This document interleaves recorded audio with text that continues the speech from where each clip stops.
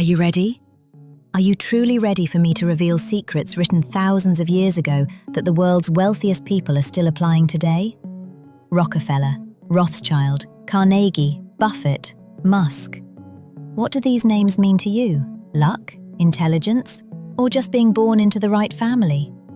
But what if I told you, behind the wealth of these people lie esoteric principles filtered down from ancient Egyptian temples, Babylonian marketplaces, the treasure chambers of Solomon's temple, and mysterious sage books from China?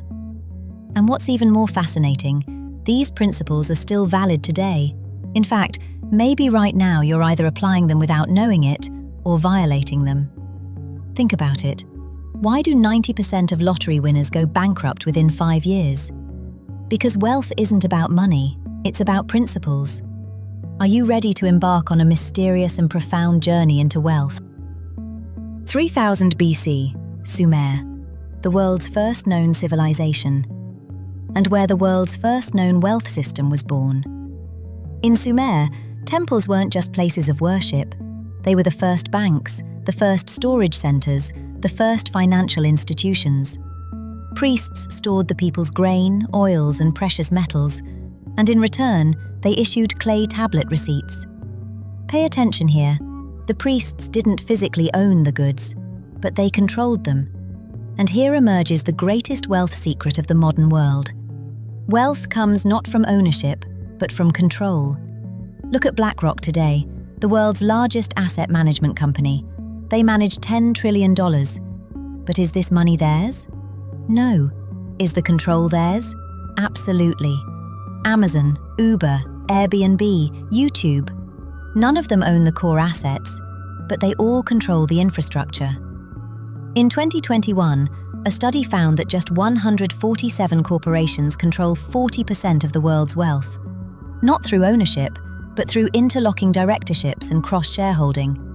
This 5,000-year-old principle is still valid today. If you want to be rich, control the flow, not the ownership. The Sumerians controlled grain. Modern elites control platforms, data, and infrastructure. 1754 BC, Babylon, Hammurabi's Code. Hammurabi established the world's first legal debt system. And here's what's interesting. Debt wasn't seen as a punishment, but as a wealth tool. The wealthy in Babylon understood this. The lender is more powerful than the borrower, because debt isn't just money. Debt is control of time, labor, and the future.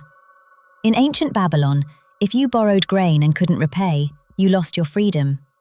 Sound familiar?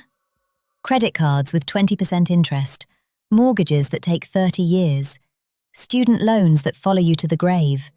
The modern world is Hammurabi's system on steroids.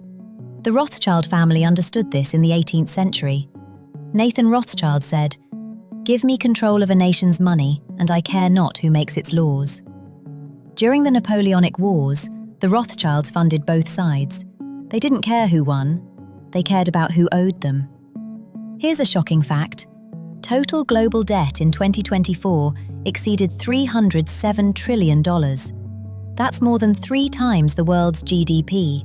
Who owns this debt? The wealthy. Who owes it? Everyone else. The ancient secret. Don't be a debtor, be a lender. Better yet, control the lending infrastructure, create the platform, set the rules, take a percentage of every transaction. 1200 to 300 BC, Mediterranean. The Phoenicians. They were the wealthiest traders of their time, but they didn't produce goods. They had no gold mines, no massive armies. So how did they become rich? They created value.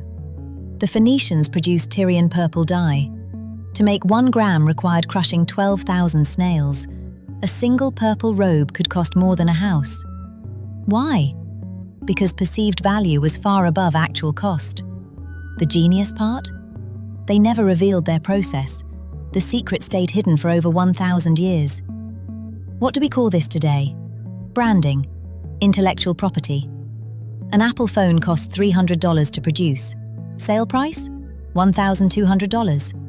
The Nike swoosh, designed for $35 in 1971, is now worth over $26 billion. It's literally the ancient Greek goddess Nike from the Temple of Ephesus, rebranded. Evian water sells for $6 per litre, while tap water costs 4 cents per litre. That's a 1,500 times markup, not because the water is better, but because of perception. Ancient secret. Wealth comes not from selling products, but from creating perception. If you make people feel something is rare, special, exclusive, price becomes irrelevant. The Phoenicians knew this 3,000 years ago. The luxury industry knows it today. In ancient Egypt, priests knew how pyramids were built. The people didn't. Priests knew medicine, astronomy, mathematics. The people didn't. Why? Because knowledge was a source of power, protected by secrecy. The Egyptian priests predicted the Nile's flooding using astronomy. To common people, this seemed like divine power, but it was just information asymmetry. Does this exist today? Absolutely. Google's algorithm? Secret. Processes 8.5 billion searches daily. Coca-Cola's formula? Kept in a vault. Only 2 people allegedly know it. Goldman Sachs's trading strategies. Proprietary algorithms worth billions. Wealth comes from the monopoly of knowledge. Here's a critical archaeological fact. Solomon's temple treasures were never found. The Ark of the Covenant, golden menorahs, vast treasures. None discovered. Why? Because maybe the real treasure wasn't gold, but knowledge. Kabbalah, sacred geometry, ancient formulas, intellectual property worth more than gold. Consider this. When the Library of Alexandria burned with 700,000 scrolls, humanity lost an estimated 1,000 years of scientific progress. Modern example. Leaked documents revealed $35 trillion in global wealth hidden in tax havens. How? Through complex structures that only elite lawyers understand. This is knowledge monopoly in action. Ancient secret. Guard knowledge. Preserve its value. Sell it to chosen ones at a high price. Universities, professional licenses, certifications, all modern versions of Egyptian temple schools. 1000 BC, China. The I-Ching, Book of Changes. The West sees time as linear. Chinese sages saw it as cyclical. Core principle: when things reach their extreme, they reverse. This gave birth to a golden rule. Buy when everyone is selling. Sell when everyone is buying. 2008, economic crisis. Everyone panic sold. Warren Buffett invested $5 billion in Goldman Sachs and $3 billion in GE. Today, worth over $10 billion. 2020, pandemic. Markets crashed 30%. Billionaires increased their wealth by $1.8 trillion during the pandemic by buying when others sold. Baron Rothschild after Waterloo. The time to buy is when there's blood in the streets. He bought British bonds at pennies on the dollar, became the richest man in the world. Why does this work? Neuroscience shows 80% of people make decisions based on herd mentality. This is social proof bias. What keeps people poor? Ancient secret. Act contrary to the crowd. When there's fear, buy. When there's greed, sell.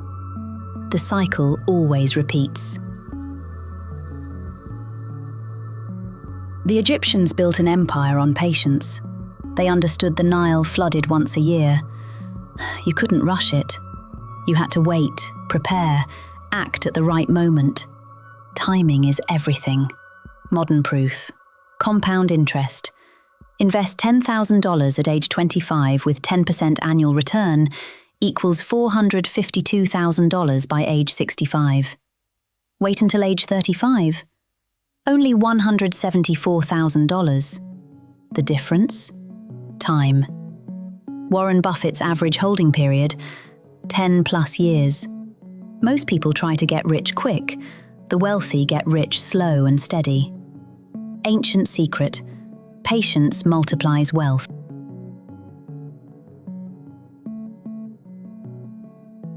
Are these ancient principles scientifically valid? Neuroeconomics says, People make emotional, not rational decisions. Key biases. Loss aversion. People feel losing $100 twice as strongly as gaining $100. Anchoring effect. The first price you see becomes your reference point. Real estate agents use this constantly. Scarcity bias. Limited edition, only 10 left. Triggers panic response. Rational thinking decreases. Social proof. fMRI shows when people see others choosing something, reward centers activate, even before knowing if it's good. This creates bubbles. Tulip Mania 1600s. .com 2000. Crypto 2021. The ancient secrets exploit these exact psychological patterns. Phoenician purple to scarcity plus anchoring. Sumerian control to ownership illusion. Babylonian debt to dependency plus sunk cost. I-Ching contrarian, countering herd mentality.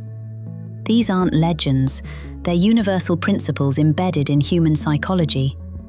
The ancients didn't have MRI machines, but they observed behavior for thousands of years. The uncomfortable truth. If these principles work, why aren't they taught in schools? You spend 12 years in school, maybe 4+ years in college, but nobody teaches how to create assets, how to use debt strategically, how to build value perception, how compound interest actually works. Why? Because the education system was designed during the Industrial Revolution to create workers, not wealth creators. John D. Rockefeller, 1903. I don't want a nation of thinkers, I want a nation of workers. Ancient mystery schools in Egypt, Pythagorean schools in Greece, reserved for the elite. Today, Harvard, Yale cost $80,000 plus per year. Who can afford that? The already wealthy. Knowledge monopoly in action. The wealthy teach their children these principles from birth. Assets versus liabilities, age 5. Compound interest, age 8. Value creation, age 12. Average families teach, get good grades, get a job, save money, retire at 65. That's not wealth building, that's poverty maintenance. You now know secrets that created wealth for 5,000 years. Control, don't own. Be the lender, not borrower. Create perception, not just products. Guard and monetize knowledge. Act contrary to the crowd. Use time as your ally. But here's the brutal truth. Knowing changes nothing. Only application changes everything. Elon Musk doesn't own Tesla's factories. He controls the ecosystem. Apple doesn't just sell phones, they sell status. What are you doing? Trading time for money? Waiting for a raise? Believing working hard is enough? Hard work without strategy is slavery with extra steps. My final challenge, pick one principle. Just one. Implement it in the next 24 hours.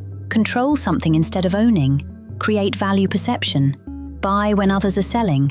Monetize your knowledge. Choose one. Act. Then tell me what happened in the comments. Because this is a test to see if you're ready to break free from the system designed to keep you working for others. The knowledge is ancient. The opportunity is now. The choice is yours. Welcome to the 5%.